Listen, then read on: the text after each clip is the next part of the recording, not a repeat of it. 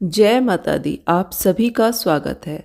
महाशिवरात्रि को माता पार्वती से सुहाग लेने की विधि आज मैं आपके साथ शेयर करूंगी। जब भी हम माता का कोई भी व्रत रखते हैं, जैसे कि करवा चौथ या फिर कजरी तीज, हरियाली तीज, हरितालिका तीज या फिर महाशिवरात्रि में माता पार्वती का पूजन करते हैं, सिंदूर दान और माता को श्रृंगार का सामान हमें जरूर अर्पित करना है। तो जो पूजा में हमने सिंदूर दानी रखी है, उसी से हम सिंदूर माँ को लगाएंगे और सुहाग लेंगे।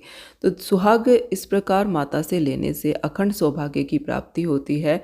अगर आपके पास सिंदूर दान नहीं है तो ज़रूर लेकर आइए, क्योंकि हर पूजा में ये एक ही सिंदूर दान हमें रख कर इस तरह से पूजा करनी होती है। तो दो तरीके हैं माँ को सिंदूर लगा सकते हैं। देखिए, एक तो इस तरह से आप माता को सिंदूर अर्पित कर दें, और जो बचा हुआ सिंदूर है वो हम अपनी चूड़ियों पर लगाएंगे, अपनी मांग में भर लेंगे। माँ पर हमें 3 बार सिंदूर लगाना है और 3 बार ही हम अपनी मांग में माँ से सिंदूर लेंगे।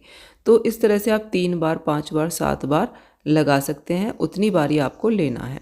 दूसरा तरीका है कि आप अपनी साड़ी या फिर चुन्नी के पल्ले से माँ को सिंदूर लगाएं और उसी से आप माता से सिंदूर लें। जितनी बार आप लगाएंगे उतनी बार ही आप लेंगे। तो 3 बार तो लगाना ही है, या फिर आप 5 बार या 7 बार भी लगा सकते हैं। और माता से इस तरह से हमें सिंदूर लेना है। तो देखिए, इस तरह से सुहाग लिया जाता है, यही विधि होती है। और हर पूजा में माता की जो पूजा होती है, इसी प्रकार सुहाग लिया जाता है। ऐसा करने से अखंड सौभाग्य की प्राप्ति होती है और जीवन में सुख बना रहता है। जो सिंदूर बच जाता है वही सिंदूर हमें अपनी चूड़ियों पर और अपने माथे पर, अपनी मांग में सजाना है। जब तक पूजा होगी तब तक तो हम सभी सामान यहीं पर रखे रहने देंगे, लेकिन जब पूजा समाप्त हो जाएगी, हम चौकी हटाएंगे, उस समय उससे पहले हमें जो भी सुहाग की चीज़ें हमने चढ़ाई हैं उनमें से हम कुछ चीज़ें अपने पल्ले में ले लेंगे और सिंदूर दान को भी हम अपने पल्ले में ले लेंगे।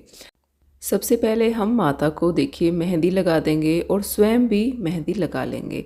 जो हमने चूड़ियाँ रखी हैं उनमें से एक एक चूड़ी, दो दो चूड़ी हम स्वयं पहन लेंगे। बिंदी माँ को समर्पित कर देंगे और खुद भी बिंदी उसी में से आप लगाइए। तो इस तरह से जो भी सामान हमने माता को अर्पित किया है वो हम स्वयं प्रसाद स्वरूप ले सकते हैं। तो सिंदूर दानी भी ले लेंगे, और अगर आपने नारियल भी रखा है पूजा में तो उसको भी आप अपनी गोद में ले लीजिए और उस नारियल को स्वयं ही आपको ग्रहण करना है।